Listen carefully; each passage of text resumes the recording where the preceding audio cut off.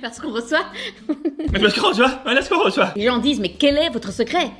Ils disent vraiment ça, pas l'impression, mais d'accord. It's real here. Donc voilà, donc on va décortiquer cette histoire. T'as pas d'avant jaillir.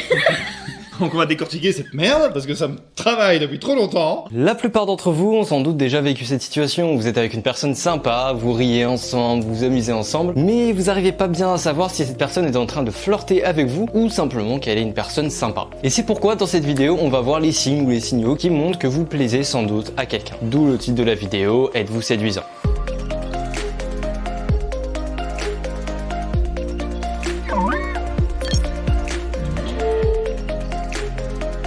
Alors pourquoi faire ça? Essayer de savoir si quelqu'un est attiré par nous. Alors déjà simplement pour minimiser les chances de se prendre un râteau, parce que personne n'aime ça les râteaux, hein. Tout le monde déteste évidemment. Donc voilà, minimiser les râteaux parce que c'est jamais très agréable. Et également savoir si vous avez vraiment vos chances avec cette personne et si ça vaut le coup d'aller lui parler. Et de lui avouer vos sentiments si vous en avez également pour la personne en question. Et comment on va faire ça? Simplement en analysant pour 99% de la vidéo le langage non verbal de la personne. Il n'y a qu'une seule partie où on va analyser le langage verbal. Parce que oui, hein, malheureusement cette fille de vos rêves ou ce mec de vos rêves ne va pas vous dire wesh tu me plais, on sort ensemble. Non, ça n'arrivera pas et je pense que ça refroidirait de toute manière la plupart d'entre vous. À la place, ils vont plutôt envoyer des signes plus ou moins subtils dont ils seront plus ou moins conscients parce que la plupart du temps on n'en est pas conscient nous-mêmes et donc avec ces signes d'ailleurs vous pourrez peut-être savoir si vous plaisez à quelqu'un sans même que cette personne le sache elle-même. Et ça c'est fort quand même.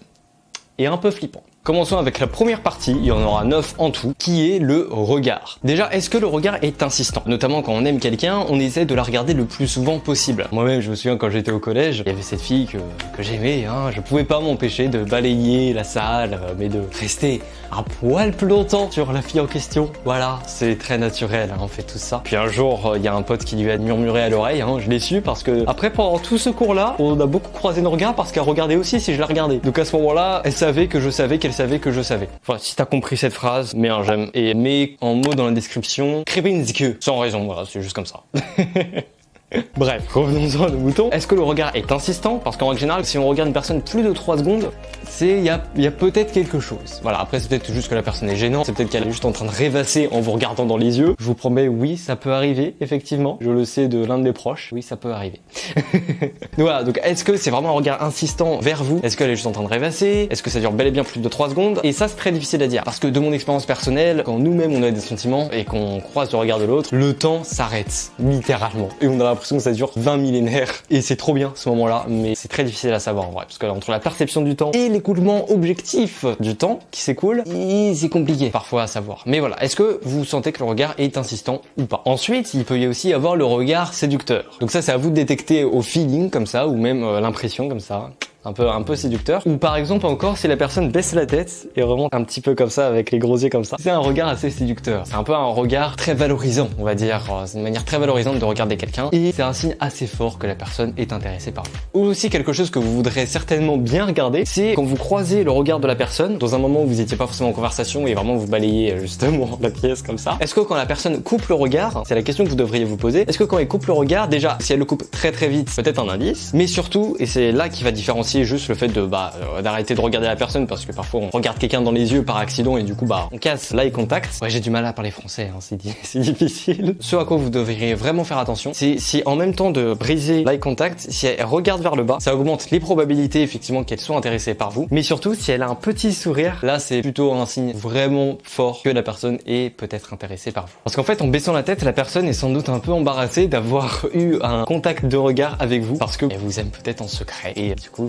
voilà, elle se sent un peu embarrassée que vous l'ayez vu en train de vous regarder. Et enfin, la dernière chose à regarder dans le regard, justement, c'est d'ailleurs un truc dont a déjà parlé Fabien Licard, c'est si les pupilles sont dilatées ou pas. Si vous voyez les pupilles dilatées, que vous êtes dans un environnement éclairé de manière assez normale, comme ici par exemple, et si elle vous regarde vraiment directement à ce moment-là, elle éprouve sans doute du plaisir pour vous. C'est surtout vrai par exemple quand le truc que je dis tout à l'heure, la tête baissée et à monter comme ça. Enfin, je sais pas si je la fais très très bien en vrai. J'essaierai de vous mettre un extrait d'une personne qui le fait bien. Mais voilà, si les pupilles sont dilatées, c'est peut-être du désir.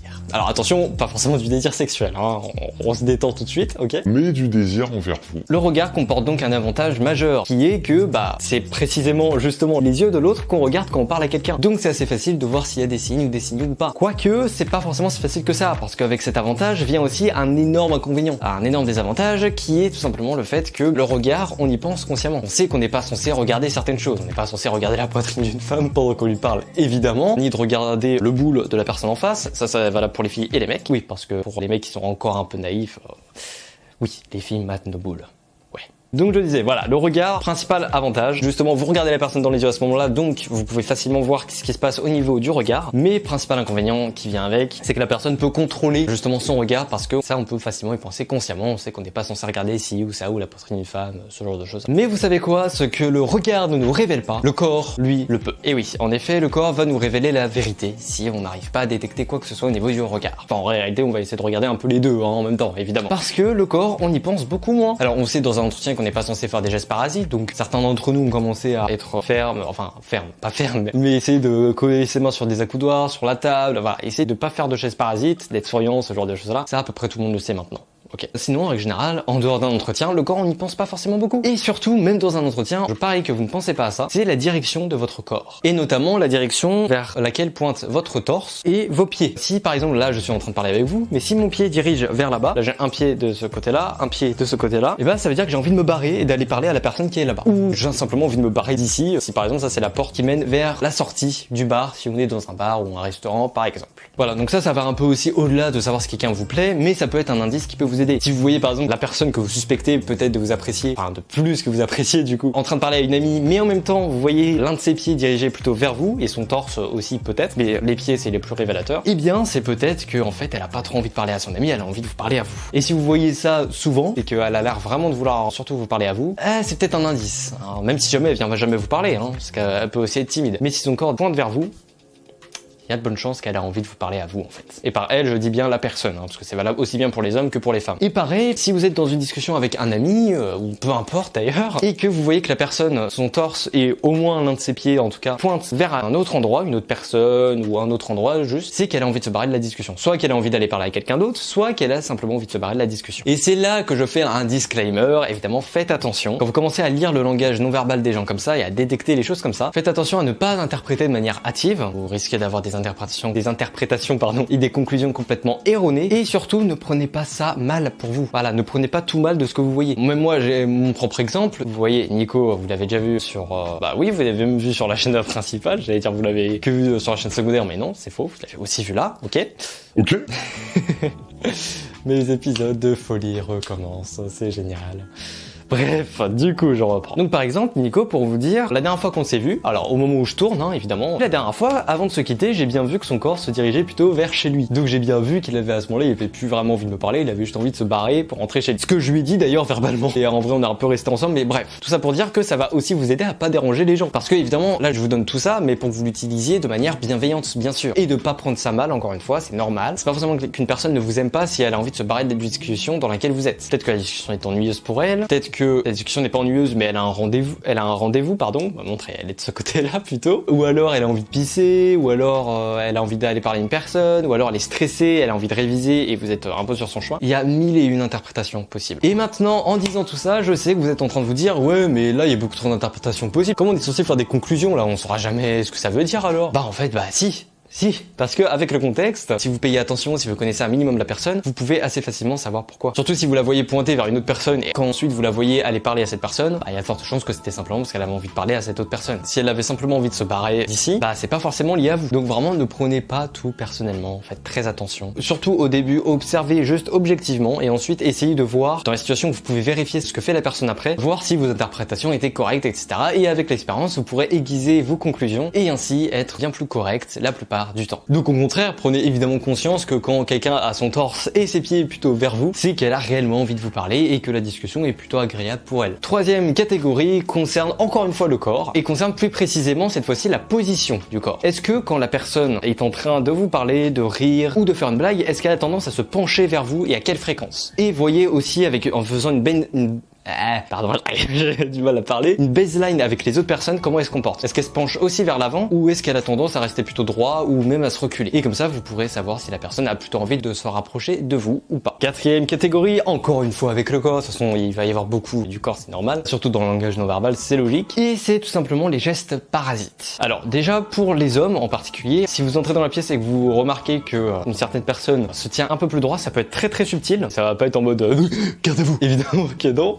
Donc voilà, essayez de regarder si vous suspectez une personne de vous désirer, on va dire, secrètement. Eh bien, vous pouvez regarder si elle a tendance à se redresser quand vous êtes là ou pas. Pour les femmes, par contre, ça va beaucoup plus être jouer avec ses cheveux. Alors ça, c'est 9 fois sur 10, c'est jouer avec les cheveux. Et les 1 fois sur 10 restantes, c'est plutôt avec les bijoux, si elle joue un peu avec ses bijoux. Moi, je sais, dans une conversation qui me stimule, parfois, je joue avec mon collier. Et je le fais à chaque fois consciemment parce que j'ai pas du tout en réflexe, perso. Mais voilà, souvent, les femmes, ça va être ça. C'est les cheveux 9 fois sur 10 et les 1 fois sur 10 restants, c'est sur les bijoux. Évidemment, ces statistiques sont pas précises, hein, c'est un peu au pif que je l'ai dit, évidemment, mais c'est représentatif, quoi, grosso modo. Après, faites attention, c'est pas parce qu'elle lisse une seule fois ses cheveux ou qu'elle joue une seule fois avec ses bijoux que ça veut dire quelque chose. À ce moment-là, ça veut absolument rien dire si elle le fait qu'une seule fois. Donc, si elle le fait plusieurs fois, là, par contre, ça veut peut-être dire quelque chose. Un autre geste parasite que vous pourriez facilement rencontrer, c'est si la personne lisse ses vêtements. Voilà, on remet un peu le t-shirt, là, on se représente bien, voilà. C'est tout ce dont je viens de vous parler là sur les gestes parasites, c'est une combinaison de deux choses. Le stress et aussi le désir de se mettre en avant et d'avoir l'air plus beau pour la personne en face. D'ailleurs, ce que vous pourriez faire, parce que ce serait assez marrant, c'est d'aller sur des terrasses ou des endroits où il y a pas mal de dates en règle générale et d'analyser de loin le langage corporel des deux personnes, voir si le date va bien. Si vous voyez la femme faire beaucoup de trucs avec les cheveux, ça sent plutôt bon, hein, pour le date, évidemment. Parce qu'évidemment, quand vous êtes en pleine discussion, là en plus vous devez réfléchir à répondre, etc.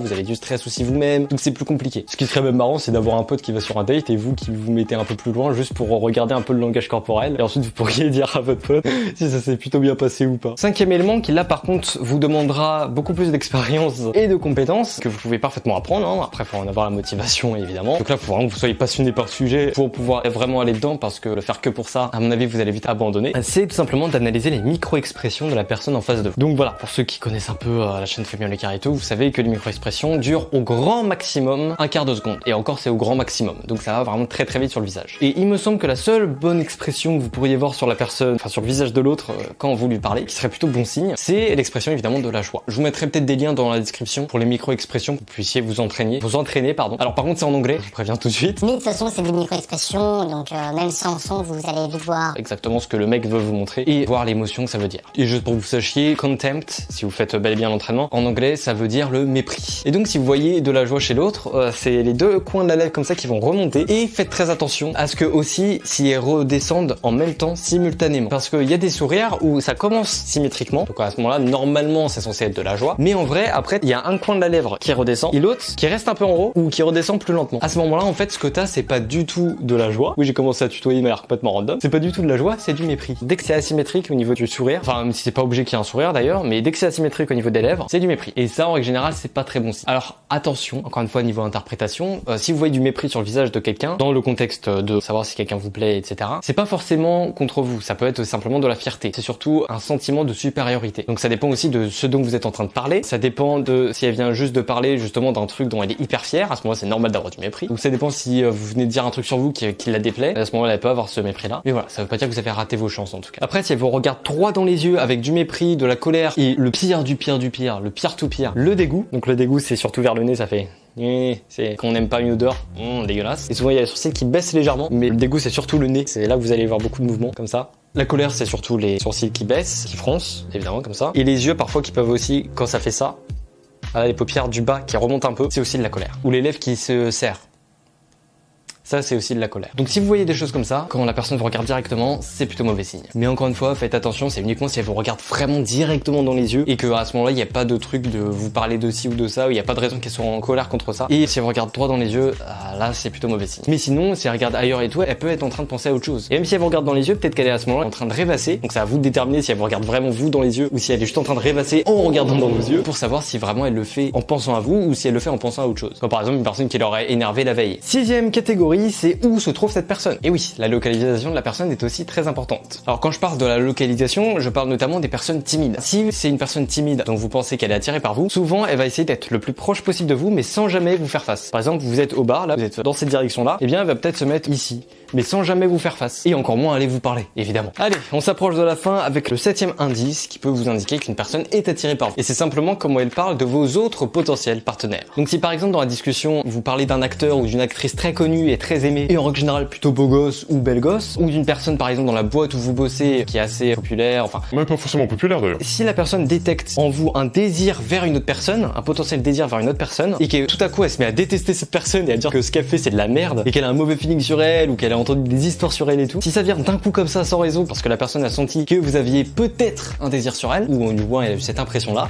c'est peut-être un indice que elle est attirée par vous. Disons que ça fait pas partie des plus belles qualités de l'humain. On essaie de rabaisser la concurrence pour nous-mêmes s'élever un peu plus haut. C'est pas très joli, je sais, mais c'est une tendance extrêmement répandue Dans le règne de l'amour et de la séduction. 8e indice, c'est le ton de la voix. Alors déjà, il y a une petite idée reçue là-dessus, qui serait que quand on essaie de séduire, les hommes ont une voix Plus grave, et parlent de manière beaucoup plus grave. et Les femmes de manière c'est complètement du bullshit parce que c'est complètement l'inverse en fait. Quand on va chercher à séduire, souvent les hommes, nous on va avoir une voix un peu plus comme ça, voilà. Alors, je sais pas si je fais bien ou pas, mais voilà, les hommes on va avoir tendance à avoir une voix un peu plus aiguë, un peu plus douce comme ça va ma chérie, ce genre de choses là. Et les femmes au contraire vont avoir une voix plus grave. Et ce qui est assez logique quand on y pense, parce que après tout, une relation c'est entre une personne et l'autre, donc on va essayer de se rapprocher. Donc c'est logique que les femmes fassent exprès d'avoir une voix plus grave pour se rapprocher de l'homme, et l'homme une voix plus aiguë pour se rapprocher de la femme. Quelque part comme ça a l'air logique. Et ouais. C'est pour ça que je vais niquer totalement cette ambiance de logique parfaite avec un simple fait, l'eau chaude gèle plus vite que l'eau froide. Oui, c'est vrai. Et peut-être que certains d'entre vous le savaient déjà. Et aussi de manière générale, en plus de savoir que ce qu'il faut regarder du coup c'est si le ton est plus aigu ou plus grave selon si c'est un homme ou une femme, eh bien vous pouvez aussi regarder la baseline, encore une fois, établir une baseline de la personne, comment elle parle avec les autres, quel est le ton de sa voix quand elle parle avec les autres, et voir comment c'est avec vous. Et comme ça vous pourrez voir s'il y a vraiment une différence, et ça fait partie des signes extrêmement forts, parce que si vous êtes sûr que la personne parle plus aigu ou plus fort, ou plus grave selon si c'est un homme ou une femme avec vous qu'avec les autres, c'est à peu près sûr que elle a un peu d'attirance pour vous, quoi. Et enfin, 9e et dernier indice pour vous indiquer si une personne a de l'attirance pour vous, c'est le contact physique. Quand on est amoureux, vous le savez sans doute déjà, vous avez déjà peut-être eu conscience de ça quand vous le faisiez, on essaie d'avoir le plus de contact physique avec l'autre personne, on essaie de la toucher le plus possible, évidemment à des endroits appropriés, hein, on n'exagère pas évidemment, mais voilà, on essaie d'avoir le plus de contact physique. Donc ce que vous pouvez regarder sur ce contact-là, déjà établissez une baseline, encore une fois, on en revient encore à la baseline, hein, c'est hyper important. Comment elle touche les autres personnes? Est-ce qu'elle est vraiment très tactile ou pas du tout? Ça vous donnera déjà un bon indice. Ou si elle est tactile, est-ce qu'elle est vraiment plus avec vous ou pas par rapport aux autres? Ensuite, c'est la fréquence des touchés. Est-ce qu'elle vous touche vraiment très souvent ou pas? Est-ce que ce sont de longs touchés ou pas? Notamment si vous faites par exemple un câlin. Normalement, quand on fait un câlin, voilà, on fait le câlin comme ça, là, petit câlin, et on enlève ses mains. Mais si elle est attirée par vous, potentiellement, encore une fois, c'est pas un signe sûr à 100%, mais il y a des chances. Si elle fait un câlin, est-ce qu'elle glisse sa main tout le long comme ça pour essayer de vous toucher le plus longtemps possible? Est-ce qu'elle le fait aussi avec les autres ou pas? Voilà, en règle générale, quand vous touchez quelqu'un que vous aimez et que vous êtes à l'aise avec ça, vous essayez de la toucher le plus longtemps possible. Ça peut aussi être une touche à l'épaule là, et ensuite elle glisse sa main tout le long de votre bras jusqu'au dernier moment pour vous toucher le plus longtemps possible. Ensuite, ce que vous pouvez voir, c'est la fréquence à laquelle elle vous touche, mais pour des touchés complètement inutiles. Par exemple, quand elle vous fait une blague, est-ce que vous attrape le bras comme ça? Quand elle rit imitation du rire la pire possible. Mais voilà, si elle rit, est-ce qu'elle vous attrape le bras comme ça? Quand elle fait une blague, quand elle vous parle, enfin ce genre de choses-là. À quelle fréquence elle vous touche pour des touchés complètement inutiles? Et encore une fois, est-ce qu'elle le fait aussi avec les autres? Et enfin, dans toute cette catégorie du toucher physique, c'est à votre tour. Essayez de la toucher. Alors, évidemment, encore une fois, des parties acceptables, hein, l'épaule, le bras, comme ça. Et évidemment, pas la cuisse ou ce genre d'endroit-là. Évitez de toucher, évidemment, hein, voilà. Mais voilà, essayez de la toucher par exemple à l'épaule, lui faire un câlin. Et essayez de voir comment elle réagit. Est-ce qu'elle donne un feedback plutôt positif, plutôt négatif? Est-ce qu'elle y répond aussi par un autre toucher? À ce moment-là, c'est plutôt très positif. Est-ce que au contraire, hop, elle se dégage comme ça et à ce moment-là, c'est très mauvais signe pour le coup. Aussi après ça, est-ce qu'elle s'éloigne? Est-ce qu'elle se laisse faire? Voilà, comment elle réagit? Et vous prenez ça en compte et vous aurez encore une fois un signe de plus pour savoir exactement ce que la personne ressent pour vous. Voilà, c'était la vidéo pour aujourd'hui. J'espère qu'elle vous aura plu et j'espère que avec ça, vous saurez si quelqu'un est attiré par vous. C'est très important de savoir si quelqu'un vous plaît. Enfin, moi, je trouve ça important quand même. Et surtout en ce moment, ça fait à peu près 2-3 jours que je me suis refasciné. J'étais déjà fasciné par ça il y a quelques années, mais j'ai totalement abandonné. Et là, ça fait 2-3 jours que je me suis remis à fond dans les micro-expressions, langage non-verbal et tout. Et j'adore détecter tout ça, c'est trop amusant. Juste par curiosité, vraiment, pour moi, c'est un jeu. Et c'est trop bien de savoir un peu ce que pense réellement l'autre, etc. Et je vous conseille d'aller voir ça si aussi ça vous intéresse. En attendant, moi, je vous dis à la prochaine pour une nouvelle vidéo. Ciao les potos!